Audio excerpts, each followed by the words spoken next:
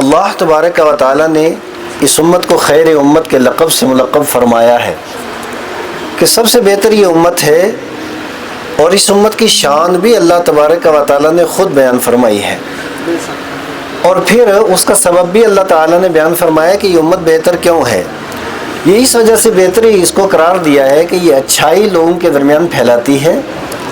اور برائی کو معاشرے اور سماج اور دنیا سے ختم کرنے والی مصطفیٰ کریم علیہ السلام کی یہ امت ہے۔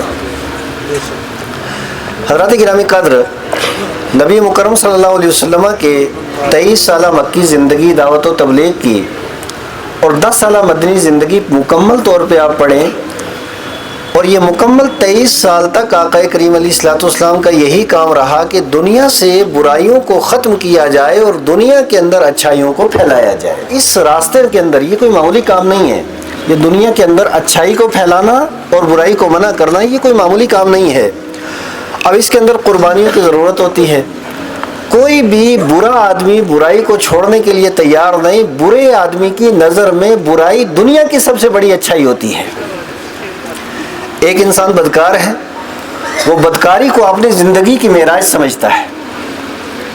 ایک آدمی شرابی ہے، وہ شراب کو دنیا کی سب سے بڑی خوبی سمجھتا ہے۔ اور اسی طریقے سے آپ پوری ایک فہرست بنا لیجئے، اس ساری فہرست کے اندر جتنے گناہ کے کام آئیں گے، جو بھی اس گناہ کے اندر بندہ ملوث ہوگا وہ اس گناہ کو اچھا سمجھے گا۔ اب جو اس گناہ کو اچھا سمجھنے والا ہے، اور اس کے بعد جس وقت بندہ آئے گا، ایک مصلح آئے گا، اور کوئی بھی ریفارمر آ جائے، اور کوئی بھی انسان، کوئی رہبر اور رہنما اور ہادی آ جائے، اور وہ اس کہے کہ یہ برائی ہے اور اس کو اپنی زندگی سے نکال لو، تم راست پہ آ جاؤ گے، اچھے بن جاؤ گے، تو سب سے زیادہ وہ بندہ اسی کا دشمن ہو گیا کہ جو میری زندگی کی سب سے مرغوب اور محبوب چیز ہے، یہ اس کو برا بلا کیوں کہتا ہے۔ یہی وجہ ہے کہ مصطفیٰ کریم علیہ الصلوۃ والسلام کے راستے میں کانٹے بچھائے گئے، آقا کریم علیہ الصلوۃ والسلام کے بدن مبارک کو زخمی کیا گیا، نبی پاک علیہ السلام کے چہرے کو زخمی کیا گیا، آقا کریم علیہ الصلوۃ والسلام کے دانت مبارک کو شہید کیا گیا، مصطفیٰ کریم صلی اللہ علیہ وسلم کے بدن مبارک کے اوپر اتنے پتھر برسائے گئے کہ نبی پاک علیہ الصلوۃ والسلام کے نالین مبارک کے اندر خون جم گیا اور نبی پاک علیہ الصلوۃ والسلام کا چلنا دشوار ہوا۔ آقا کریم علیہ الصلوۃ والسلام کو اپنا وطن مکہ معظمہ چھوڑنا پڑا، اور دیار غیر کے اندر جا کر کے آقا کریم علیہ الصلوۃ والسلام کو اپنے حیات ظاہری کے ایام گزارنے پڑے۔ اس کی وجہ یہ ہوتی ہے کہ جو بھی مصلح ہوتا ہے، جو لوگوں کو بیدار کرنے کی کوشش کرتا ہے، تو ہمیشہ جو قوم خواب خرگوش کے اندر مست رہتی ہے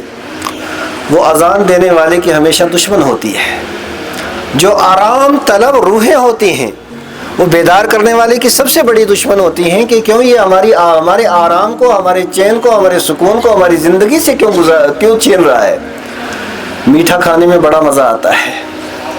لیکن شوگر کے مریض سے پوچھئے کہ اگر یہ سلسلہ جاری و ساری رہے تو موت چند قدم دور تمہارے سامنے کھڑی ہے۔ اسی طریقے سے بہت سی مزیدار چیزیں تو ہوتی ہیں، لیکن ان کا انجام کیا ہوتا ہے یہ بھی دنیا جانتی ہے۔ حضرات گرامی قدر، میں آپ سے یہ عرض کروں،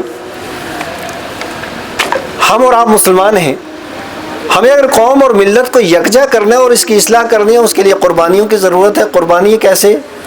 صحیح بخاری کتاب المغازی، حضرت ابو موسیٰ اشعری رضی اللہ تعالیٰ عنہ بیان فرماتے ہیں، غزوہ ذات الرقاع کے موقع پہ ہم جس وقت گئے اور کیوں گئے، اسلام کو پھیلانے کے لیے، اچھائی کو پھیلانے کے لیے اور برائیوں کو منع کرنے کے لیے، آقا کریم علیہ الصلوۃ والسلام نے کفار کا زور توڑنے کے لیے جب ہمیں باہر نکالا تو ہم 6 ساتھیوں کو ایک اونٹ میں سوار ہونا تھا، باری باری۔ اب وہ عرب کا ریگستان، گرمیوں کا موسم، نوکیلے پتھر، فرماتے ہیں کہ ہم جب باری باری سوار ہوتے، پھر پیدل چلتے، پھر سوار ہوتے، پھر پیدل چلتے، تو ہمارے پہلے تو جوتے پھٹ گئے، اس کے بعد پاؤں پھٹ گئے، پاؤں کو سوراخ ہو گیا، ہم اپنے کپڑے پھاڑ کر کے پاؤں کے اوپر لپیٹتے تھے۔ اسی بنیاد پہ اس غزوہ کو غزوہ ذات الرقاع کہا جاتا ہے۔ اور اس حال میں ہم گئے۔ میں آپ سے پوچھنا چاہتا ہوں، صحابہ کرام کے پاؤں زخمی ہوئے، پاؤں سے خون نکلا، پاؤں کو سوراخ ہو گئے، اس کے باوجود کوئی شکوہ شکایت نہیں۔ اگلے صحیح بخاری کے الفاظ سنیے، ابو موسیٰ اشعری کہتے ہیں کہ کاش میں یہ اپنا عمل لوگوں کے سامنے ظاہر نہ کرتا، کہیں ایسا نہ ہو کہ کہیں ریاکاری اس کے اندر داخل ہو جائے۔ میں آپ سے پوچھنا چاہتا ہوں، نبی مکرم نور مجسم سید عالم صلی اللہ علیہ وسلم کی بارگاہ میں غزوہ خندق کے موقع پہ صحابی آئے، یا رسول اللہ سخت بھوک لگی ہے، پیٹ پہ پتھر باندھا ہے۔ مصطفیٰ کریم علیہ الصلوۃ والسلام نے اپنی ناف سے کپڑا ہٹایا، ارشاد فرمایا تو نے ایک، میں نے 2 پتھر اپنے پیٹ کے اوپر باندھے۔ کوئی شکوہ نہیں، کوئی شکایت نہیں۔ اور اس کے بعد جب غزوہ خندق سے واپس ہو کر کے مدینہ منورہ مسجد کے اندر نبی پاک علیہ الصلوۃ والسلام پہنچے، جبریل امین آئے، یا رسول اللہ آپ نے ہتھیار اتار کر کے غسل کر لیا؟ کہاں ہتھیار بھی اتار دیا، غسل بھی کر لیا، بیٹھے ہی تھے۔ کہ یا رسول اللہ نہ میں نے ہتھیار اتارے ہیں اور نہ میں نے اپنا جنگی لباس اتارا ہے، اب غزوہ بنی قریظہ کے لیے یہیں سے نکلنا ہے۔ صحابہ کرام کے بدن کے اوپر پٹیاں بندھی ہیں، پیٹ کے اوپر پتھر بندھے ہیں، اسی حال میں ایک دن بھی انہوں نے آرام نہیں کیا، جبکہ کھجور اترنے کا موسم تھا، اپنی معیشت کا بھی انہوں نے خیال نہیں رکھا، وہیں سے بنی قریظہ کی طرف رواں دواں ہو گئے۔ حضرات گرامی قدر، میں آپ کی بارگاہ میں یہ عرض کرنا چاہتا ہوں کہ یہ قربانیاں نبی پاک علیہ الصلوۃ والسلام نے اچھائی کو پھیلانے کے لیے اور برائی کو دنیا سے ختم کرنے کے لیے صحابہ کرام رضوان اللہ تعالیٰ علیہ مجمعین نے اتنی زیادہ قد و کاوش اور محنت و مشقت کی، اور پھر ان کے بعد حضرات تابعین، اتباع التابعین، ائمہ مجتہدین۔ اور اگر میں ملک کی بات کروں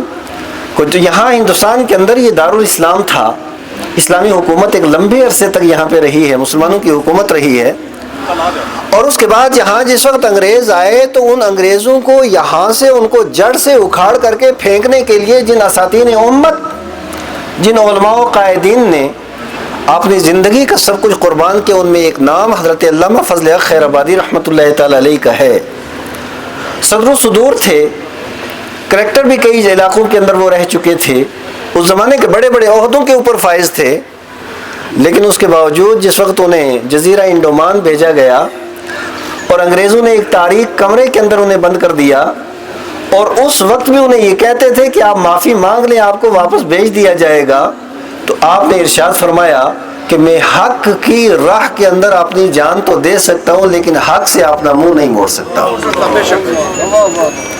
حضرت اللہ مفتی صدر الدین آزردہ رحمۃ اللہ تعالی علیہ صدر الصدور ہیں، بڑے عہدوں کے اوپر ہیں۔